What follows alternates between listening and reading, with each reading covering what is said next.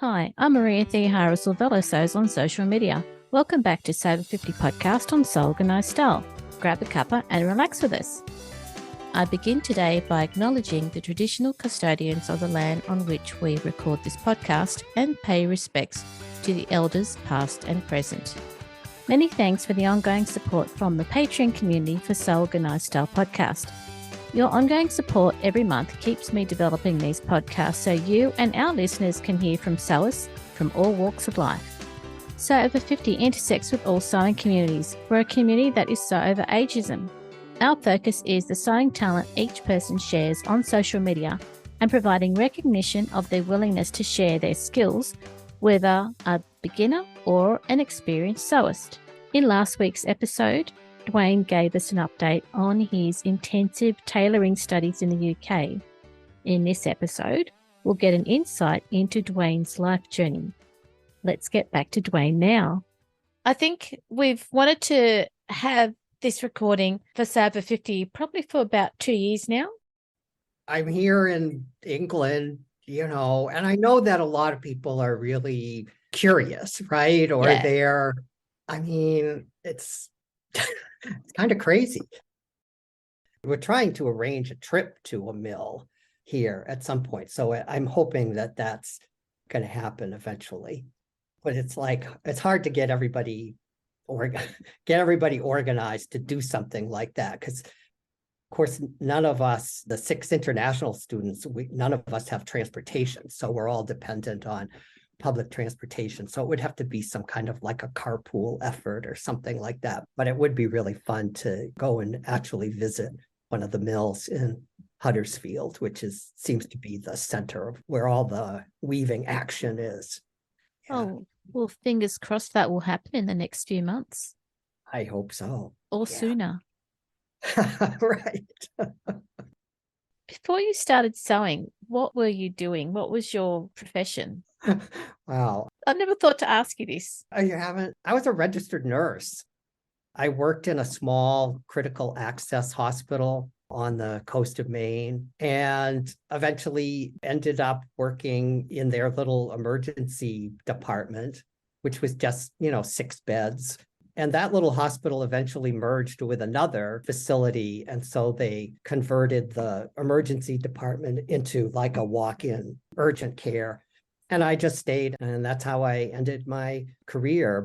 I had a really great working career. I loved being a nurse there. And so that's what I did. My brother reminded me that, I came from a very DIY kind of family. My parents were very crafty. They were very do-it-yourselfer types. And so I guess I learned early on, kind of the joy in just making things. My mom was, I was a Cub Scout, and my mom was like our den leader. And I just remember, as a little kid, it was just there was always some kind of little crafty project that we would be working on as little Cub Scouts. And so making things has just always been a big part of who I am. I've just always, when I look back on it, always been making something. And so some people know that I built a sailboat. That was part of the blog for a while. I also built a house. I've just always been making things. And so making clothes is just another thing that just sort of feeds that desire in me to always be creating something. And now that I'm doing tailoring, it's even more construction oriented. So I'm just really sort of in my element here a little bit. You are. Yeah. Once you got onto Instagram, when did you discover the Saver 50 community? That's another thing. It just one of those things that just kind of pops up. Yeah. Right. That's just like how the Tailoring Academy did. It just kind of appeared. All of a sudden, Sew Over 50 popped up. And I just kind of became aware that it was just wow, here's some people that are really kind of kicking it up to the next level a lot. Right. And so, of course, that drew me right in. It was just a lot of the people on there were just really sewing at a really advanced level and just making incredible things. I mean, things that just really stood right out, right? And so that's how it kind of ended up on my radar. It was just like, I just go, wow, look at that kind of thing. And so I remember sending a message or something and said, hey, is it okay if men join? And of course, the response was, of course you can.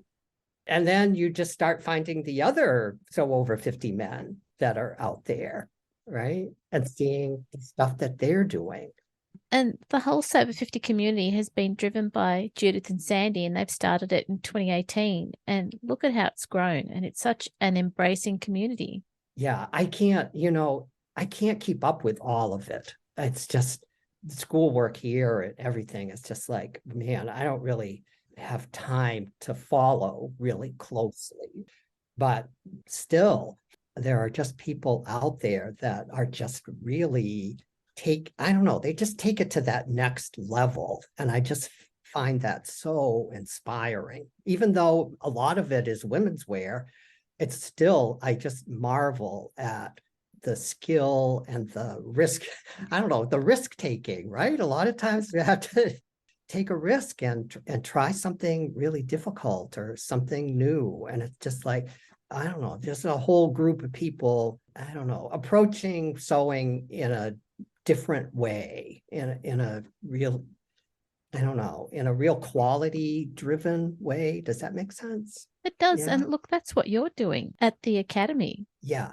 You're one of those people who takes on projects, and as you said, it scares you and it's risk taking. But right now you're at the academy until July. You've got a specific amount of work to do in a very supportive and encouraging environment for timelines. You're living the dream. I am. I gotta say, I really am.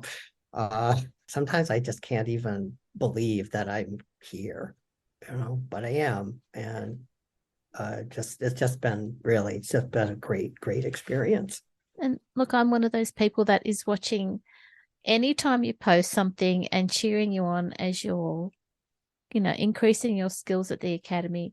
And I'm so thankful that you've given me this time to talk to us on the podcast so that people can hear the joy and be inspired by what it is you're doing this year. I know that a lot of people will never be able to do this.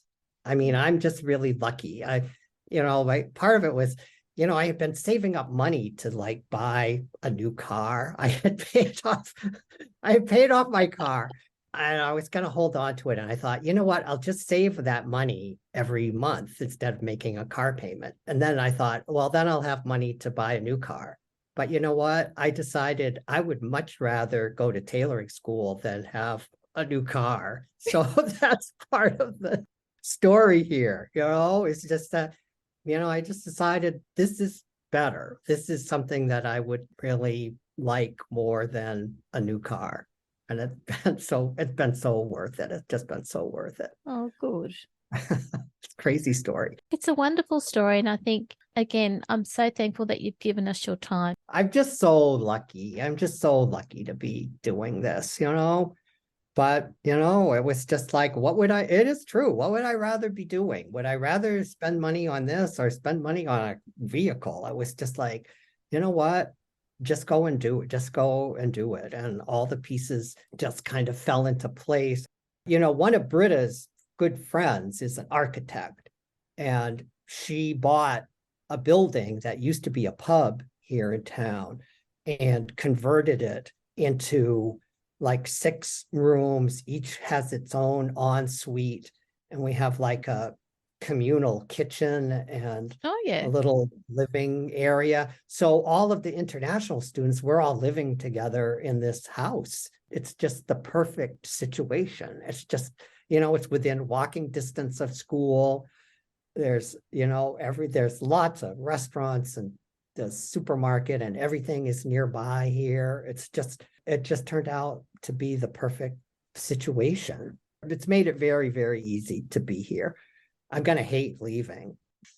The town is so charming. It really is. And the people are so nice here. People are just super, super kind here. We've met so many nice people. It's been fun. And even when you had COVID and you were still there, Ugh, you survived it. I know. And I mean, the Academy recorded all of the demonstrations that they did during that week that I was out and sent them to me so that I could keep up.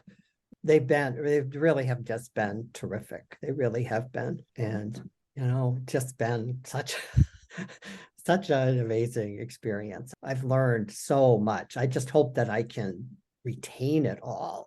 The amount of information that they push towards us can be kind of overwhelming at times. So, the 6 of us living here together in this house, we have time to process it together. It's like we meet up in the kitchen and go, holy cow, what was that all about today? How did, yeah. Do you get written notes or do you get shown and then you've got to practice? Yeah, it's pretty much, we get shown, we take notes, and then it's just do it. So we're all kind of working off our notes. We've gotten to be better note takers because the stuff is so detailed. What they do is the instructors that we have do it actually over Zoom. So they've got a camera up over the workbench. Yep. And it's focused down on the work. And so we all sort of stay at our work tables and watch on our whatever we have, either a phone or a laptop or whatever, and kind of watch and take notes at the same time. And I've gotten really good at like taking screenshots on my laptop so that I have a visual thing as well. And so we just kind of, they would show a certain technique or a certain step, and then we just jump in and have to do it. It's been really great. It really has, we basted everything together. We have put this jacket together and taken it all apart and put it back again. But that's the whole process. That's the I don't know, the essence of the whole thing. And the fitting has been, learning how to do like a fitting has just been, for me, invaluable. We've done fittings for each other, gone back, adjusted our patterns. It was all the mysterious stuff that I wanted to learn, basically, right? It was just like, this was all of the nuts and bolts that I just really wanted to learn. It's been great. So many things that you can be doing. At one point, I thought I would maybe want to go back and have like a makerspace type thing, but I've changed course. I don't think that I want to do that now. And so I think I would like to go back and just do a bespoke tweed wedding service for grooms. I think. Yes. Maine is very outdoorsy kind of place. I think that a lot of grooms would be interested in kind of like a tweedy wedding suit. I went to Savile Row before Christmas. Oh, yeah. You must have had fun. Oh my gosh, it was unbelievable. The people there are so welcoming. Yeah. It's just like, come in. They're so passionate about what they do. They just want to share it with everybody. Even if you don't have any money, even if you're never going to have the money to buy any of that, they don't know, right? So they're just very welcoming and so passionate about what they do. And so I was talking to a young guy, and a lot of them are very young. The people that, the cutters there, they're quite young. So I was talking to a guy and he goes, well, that would be a really great niche market. He said, we have like a made to measure department. And, weddings are the bulk of that business. He goes, most of that is like guys that are getting married and they need a suit. So they thought it was a good idea. And I think it would be kind of fun to just work just kind of one-on-one with somebody. I've never really done that before, made something for somebody else. But now I know how to do that. I'm learning how to do that. You do it at a high level. Right. And so I don't know. I think it would be just kind of a fun thing to try, to just try it. I think you're on the right track with making bespoke things for men who are getting married or their bridal party. Yeah, I just think it would be, because I've only made stuff for myself. So it'd be really kind of fun to involve somebody else and say, this is you. You're gonna, I'll help you. You're gonna pick this out. What do you want? I just think it would be kind of a fun thing. Yeah. Whether it'll ever happen, I don't know. But I got to get through I got to live through till July 1st. I got to get to, I still got a long, long way to go. A long way to go. You'll But pick it up. You'll pick it up. You're there every Friday catching up, right? you got that right.